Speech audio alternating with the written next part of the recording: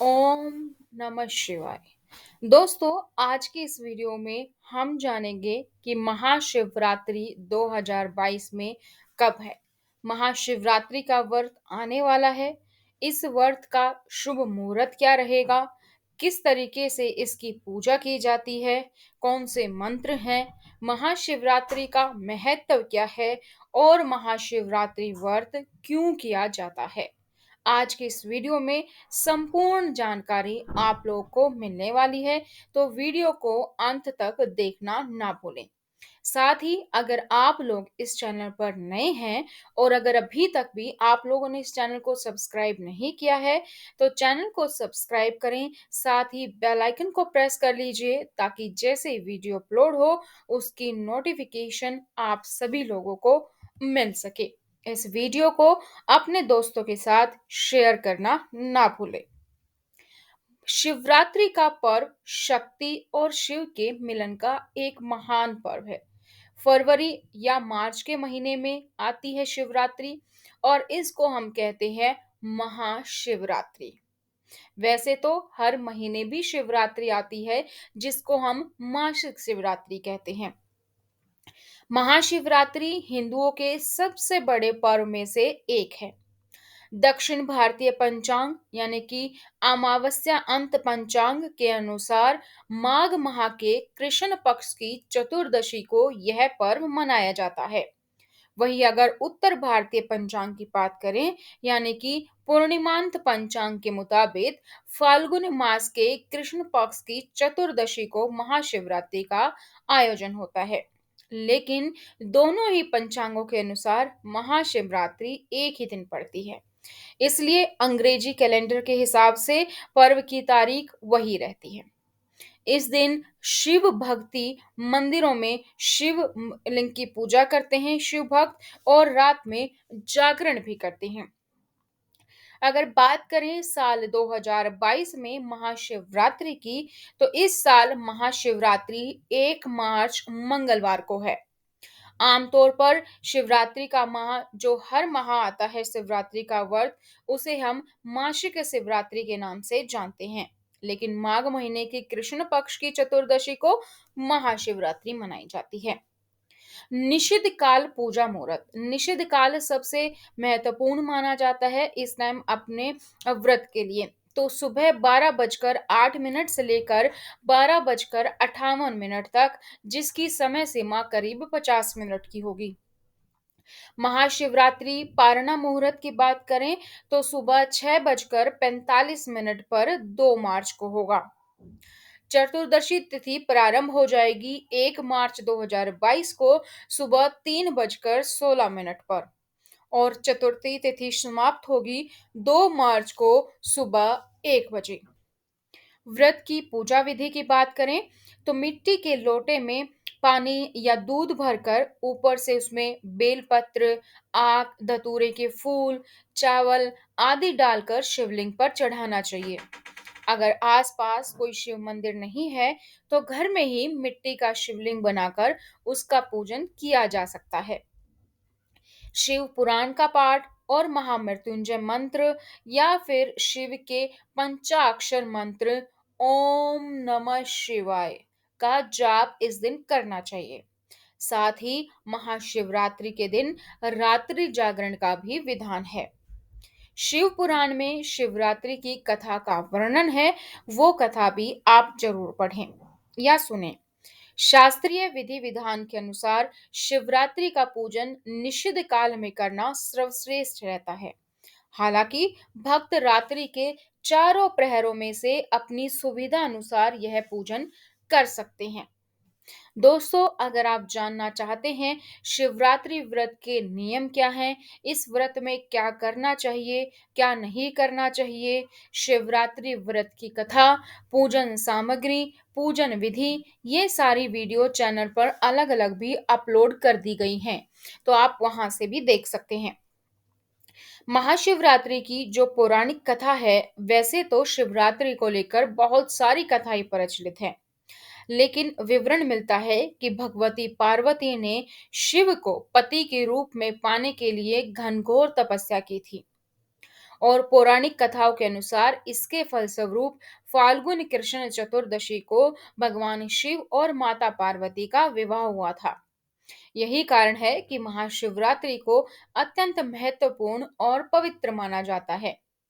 वहीं गरुड़ पुराण में इस दिन के महत्व को लेकर एक अन्य कथा भी कही जाती है, जिसके अनुसार इस दिन एक निषाद राज अपने कुत्ते के साथ शिकार खेलने गया, किंतु उसे शिकार नहीं मिला।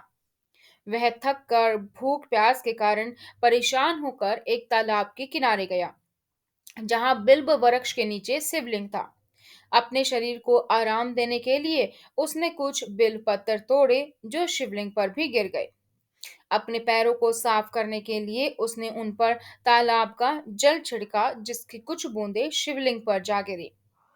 ऐसा करते समय उसका एक तीर नीचे गिर गया, जिसे उठाने के लिए वह शिवलिंग के सामने नीचे को झुका। इस दिन शिवरात्रि के दिन शिव पूजन की पूरी प्रक्रिया उसने अनजाने में ही पूरी कर ली। मृत्यु के बाद जब यमदूत उसे लेने आए, तो शिव के गणों ने उसकी रक्षा की और उन्हें भगा दिया। जब अज्ञातवश महाशिवरात्रि के दिन भगवान शंकर की पूजा का इतना अद्भुत फल मिलता है, तो समझ बूझकर देवादिदेव महापूजन का कितना अधिक फलदायी होगा। वैसे भी शिवनाथ को भोलेनाथ के नाम से जाना जाता है, जो कि सिर्फ जल अभिषेक और बेलपत्र से खुश हो जाते हैं। संपूर्ण भारतवर्ष में उपवास या व्रत महाशिवरात्रि का एक महत्वपूर्ण अंग है। इस दिन बहुत सारे लोग उपवास रखते हैं। हिंदू धर्म के दूसरे त्योहारों पर जहां पूजा के बाद भगवान को भोग लगाकर प्रसाद ग्रहण किया जाता है, वहीं शिवरात्रि का व्रत पूरे दिन चलता है और सुबह सूर्योदय के पश्चात ही इसे खोला जाता है। महाशिवरात्रि उपवास व्रत के कुछ सरल से नियम हैं। महाशिवरात्रि के उपवास के कुछ नियम हैं, जैसे कि कुछ श्रद्धालु निर्जल उपवास रखते हैं तो कुछ फलाहार करते हैं। वैसे उपवास में फल और जल का मिश्रण होना चाहिए। यानी यदि आपको प्यास लगी है तो आप जल का सेवन कर सकते हैं, और आपको भूख लगी है तो आप फल का सेवन कर सकते हैं, जिससे शरीर हल्का भी रहेगा और वो भोजन आप जो कर रहे हैं वो पच भी जाए।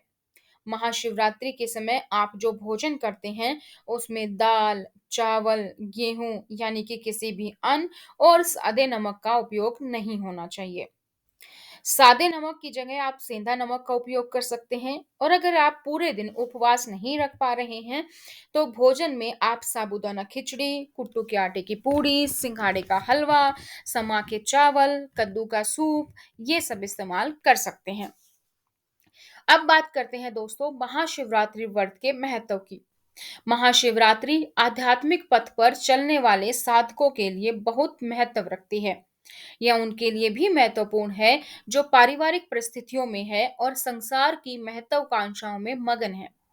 पारिवारिक परिस्थितियों में मगन लोग महाशिवरात्रि को शिव के विवाह के उत्सव की तरह मनाते हैं। सांसारिक महत्वाकांक्षाओं में मगन लोग शिवरात्रि को शिव के द्वारा अपने शत्रुओं पर विजय पाने के दिवस के रूप में भी मनाते हैं।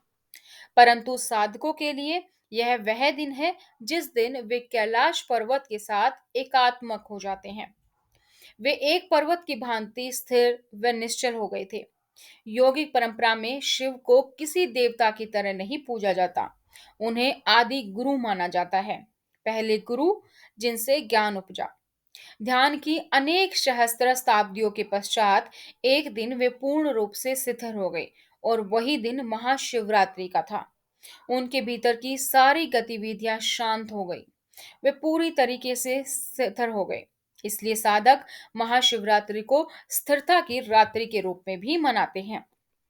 अगर हम बात करें आध्यात्मिक महत्व की, तो इसके पीछे की कथाओं को छोड़ दें तो योगिक परंपराओं में इस दिन का विशेष महत्व इसलिए भी है क्योंकि इसमें आध्यात्मिक साधक के लिए बहुत सी संभावनाएं मौजूद हैं। आधुनिक विज्ञान अनेक चरणों से होते हुए आज इस बिंदु पर आ गया है जहां उन्होंने प्रमाण दे दिया है। आप जिसे भी जीवन के रूप में जानते हैं, पदार्थ और अस्तित्व के रूप में मानते हैं, जिसे आप ब्रह्मांड और तारामंडल के रूप में जानते हैं, यह सब एक ऊर्जा है जो स्वयं को लाखों करोड़ों रूप में प्रकट करती है। यह वैज्ञानिक तथ्य प्रत्येक योगी के लिए एक अनुभव से उपजा सत्य है। योगी शब्द से तात्पर्य उस व्यक्ति से है जिसने अस्तित्व की एकात्मकता को जान लिया है। जब योग कहते हैं तो ये किसी विशेष अभ्यास या तंत्र की बात नहीं कर रहा। इस असीम विस्तार को अस्तित्व में एकात्मक भाव को जानने की सारी चाह योग है। तो महाशिवरात्रि की रात व्यक्ति को इसी का अनुभव पाने का अवसर देती है।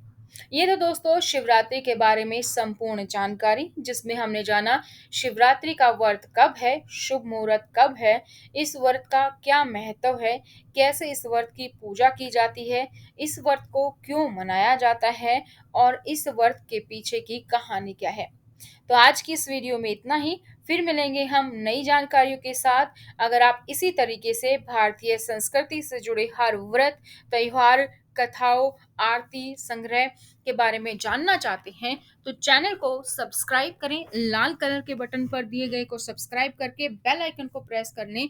ये बिल्कुल मुफ्त है, इसमें कोई पैसा नहीं लगता है और इससे आपको सारे वीडियो की नोटिफिकेशन भी मिलती हैं। तो वीडियो को लाइक और शेयर करना ना भूलें। जय शिव शंकर। ओम नमः शिवाय।